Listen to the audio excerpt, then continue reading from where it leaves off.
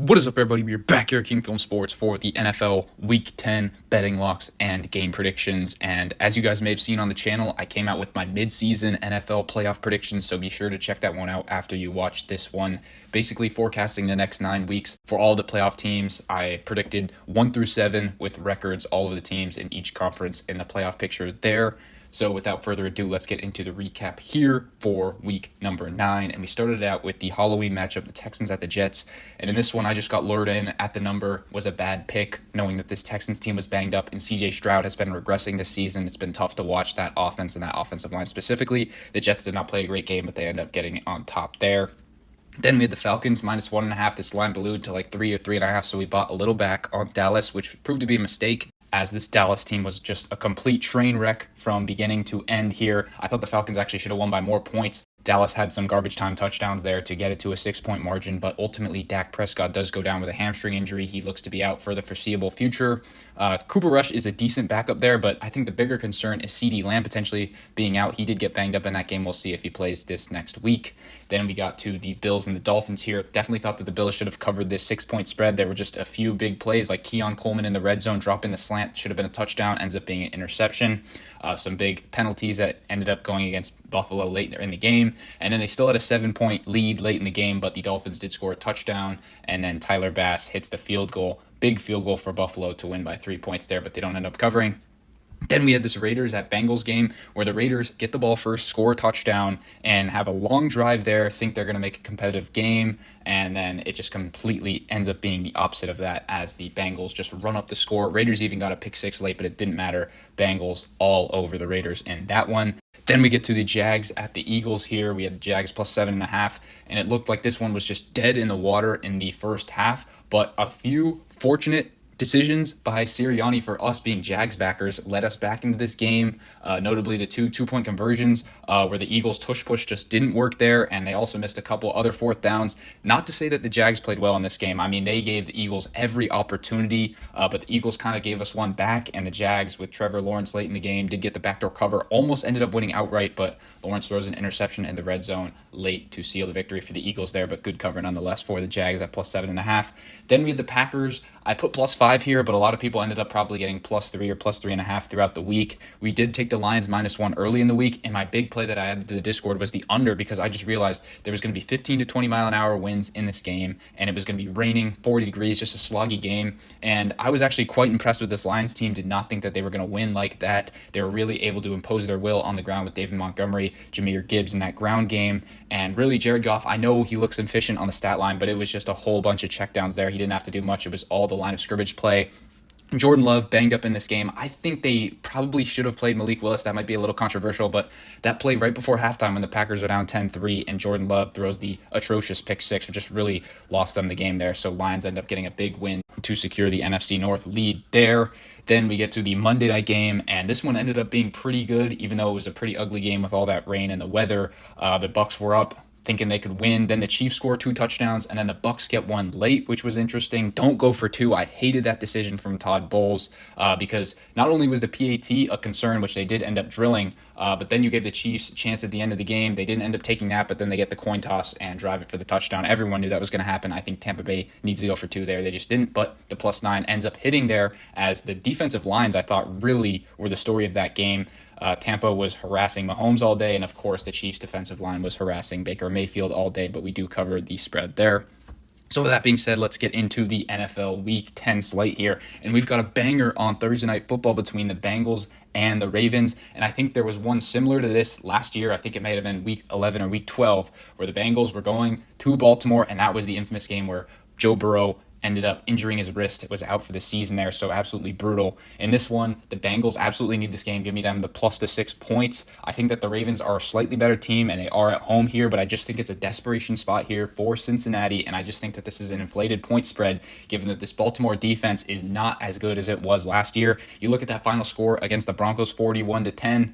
Yes, they did run it up on offense, but I do think that the Broncos should have scored way more points, just a few fourth down conversions that they missed, some big plays that went Baltimore's way there. So definitely think that the Broncos should have scored at least like 24 to 27 points in that one. And we saw when these two teams played earlier this season, it was an absolute shootout. Burrow had 5 touchdowns, and they would have won the game if it weren't for a late interception. Ends up going to overtime. The Ravens win by 3. I think we could see something similar here, although these Thursday games are a bit more sloppy, so potentially on the lower scoring side, maybe a battle in the 20s here. I think it's a very close game, down to a field goal late, and I'm actually going to take the Bengals to win this one in a big upset on Thursday night here. I just think Joe Burrow and the boys need to get it done, and I think they will. Next, we get to the Sunday slate. We started out with the Munich game, Giants at the Panthers. This one is just a disgusting watch for all the German fans out there, but I will be taking the Giants to win this one. Think that the Panthers are live to win outright potentially, because we saw, even though they got outplayed last week against New Orleans, they were able to win that game late. Bryce Young potentially showing some things there. And this Giants team, I actually didn't think they looked too bad against the Commanders. There were just a couple big plays, especially at the end of the first half, that ended up doing them in last week. But I do think that they are overall the better team, but I definitely think there is some volatility here. I think that this spread is like 5.5, which I think is a little inflated there. But I do think that the Giants end up getting it done there. Then we get to the Patriots at the Bears, and Patriots, very good drive late last week for Drake May, end up tying the game. What a play they had to tie it. Again, in that Buccaneers situation, I thought that they should have gone for 2, but it is what it is there. They end up losing in overtime. They're playing the Chicago team, who's been very disappointing. Did not play well in Washington, and then they get screwed at the gun on that Hail Mary. And then they just have an abhorrent performance last week in Arizona. Just really didn't even show up to the game. End up losing by 20 there, only scored 9 points. I do think they get it right here. I do think that they are much better than this Patriots team, but interesting rookie quarterback battle. Is Drake May able to outplay Caleb Williams? That will be an interesting storyline there, but the surrounding rosters for each of these teams is just not evenly matched whatsoever, so I do think that the Bears get right there against New England. Then we get to a patch of betting locks here. We started out with the Bills at the Colts. Give me the Colts plus the 4.5 here.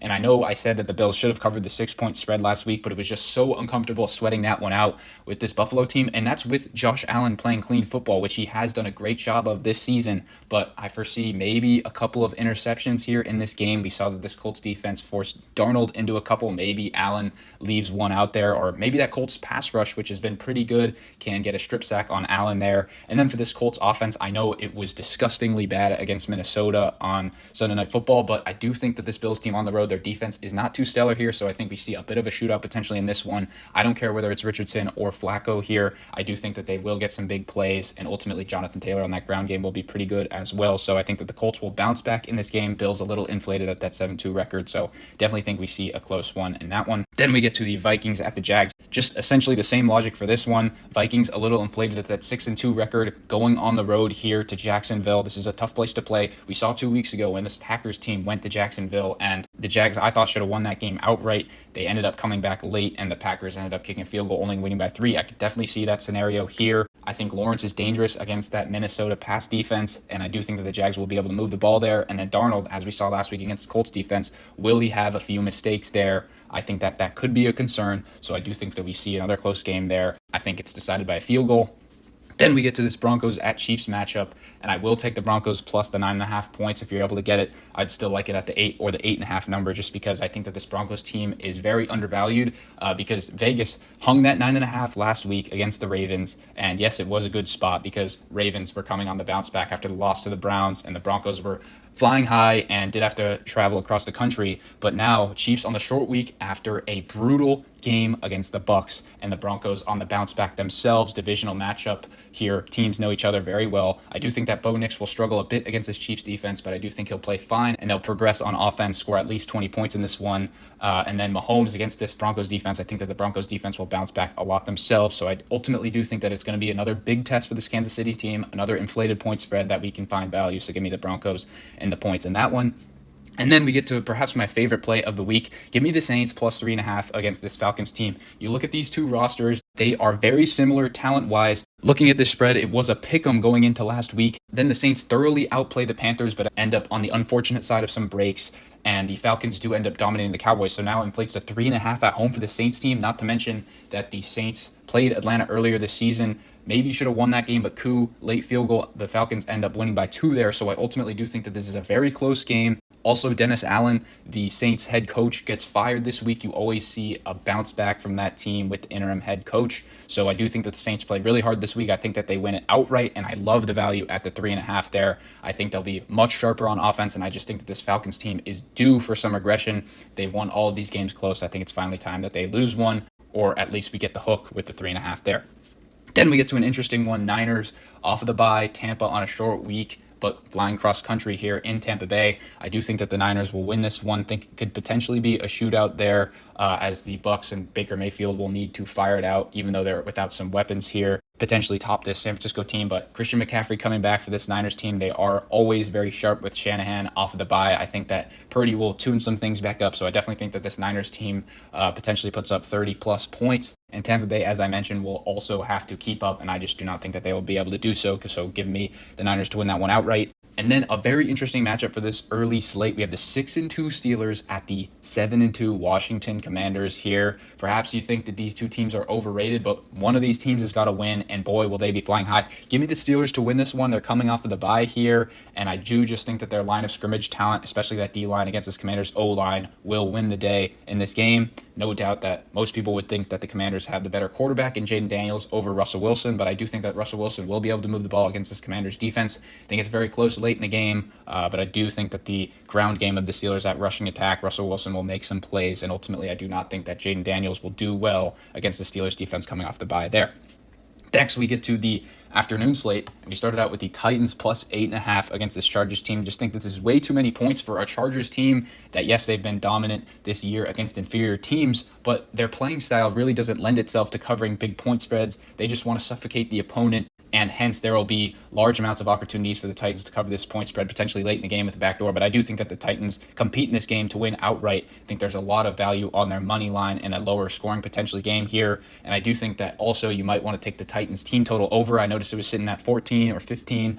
As the Chargers did get lucky last week from a few bones that Jameis Winston threw them there. If not for that and a couple explosive plays, that would have been a much different game. Browns potentially could have hung in there. So I definitely do think that the value is all with Tennessee here against the Chargers team with a weak home field advantage. Next, we get to the Jets and the Cardinals. Give me the Jets plus 1 here.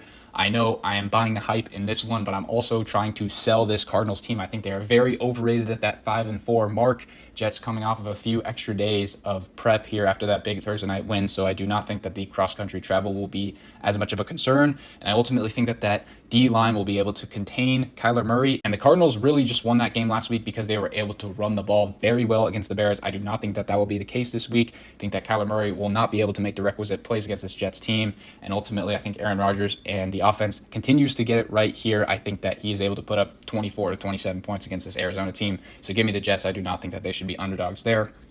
Then we get to another very interesting division matchup, and I'm going to take the sharp play with the Cowboys plus the 8 points. I know Dak will be out with this one, but as I mentioned earlier, I think Cooper Rush is a decent backup quarterback in this league. Jerry Jones seemed to indicate that CeeDee Lamb was going to play in this one, even if he's banged up. They also did trade for Jonathan Mingo from the Panthers, so just supplementary weapons that they can use. I know that their running attack has not been great this season, but they can't be so bad, and I think that this Eagles defense is very overrated. I mean, you saw what Lawrence was able to do late in that game, just picking them apart. So I do think that the Cowboys, in a desperation spot here after they've really been embarrassed these last few games, will get it right here. This is a big 425 game. Everyone's going to be watching, and Jerry Jones does not want his team to disappoint here, so I think they'll at least make it close. And as I mentioned, I do think that this Eagles team is very overrated here, especially that offense. I think that they are due for some regression, and I think the Cowboys defense will step up there and make it a very close game in that one. Then we get to the Sunday night game where we have the Lions at the Texans. I think that the Lions are the better team here, so I'll predict them to win. I think that both of these teams are probably overrated in terms of their record,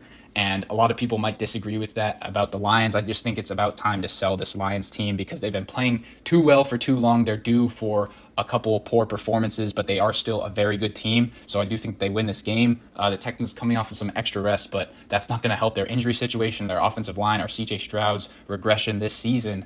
And I ultimately think that CJ Stroud is probably just going to have to play a perfect game in this one to keep the Texans in it. I don't think he's going to be able to do so. But if this spread potentially gets up to 4.5, then we could be looking at a Houston spot there because, as I mentioned, the Lions just on an emotional roller coaster in the last few weeks with the Hutchinson injury in Dallas. Then they win against Minnesota big, against the Titans big, and then a huge win in Lambeau in the elements last week, and then flying all the way down to Houston here. I think this might be a tough spot for them against the Texans team who wants to get right, but ultimately give me the Lions to win there. And then we get to the Monday night game. This one should be very entertaining between the Dolphins and Rams. Should see a lot of offense between these two passing attacks. Give me the Dolphins over 23.5 team total in this one. I really like this play. I would have taken the over, but it's sitting at like 50.5 or 51 in this one. I think that one is a little too high, and it seems a little square given that it's on prime time. So I will take the Dolphins as the underdog in their point total because I do think that they are very desperate for a win in this game, and I do think that this Rams defense is a little soft there. I know that their front seven has been decent with all these young players, but I do think that the Dolphins will be able to block them. I think that Tyreek Hill and Jalen Waddle will be able to get open downfield, and ultimately I do think that it's going to be a very close game, potentially overtime late could help out, and I do think that the Dolphins end up getting the upset in this game in a desperate spot against the Rams team who played in overtime last week. I think that they'll be very tired in that one, so give me the Dolphins to get 24 or more in that one. So with all that, let me know what you guys think of my plays in the comments down below. We have a lot this week. I did just realize that it is all underdogs, which is kind of what we want to do, but it hasn't been working out great this season. So maybe you like a couple favorites this week. Wouldn't blame you for it. As always, be sure to like and subscribe, and I will see you all in the next one.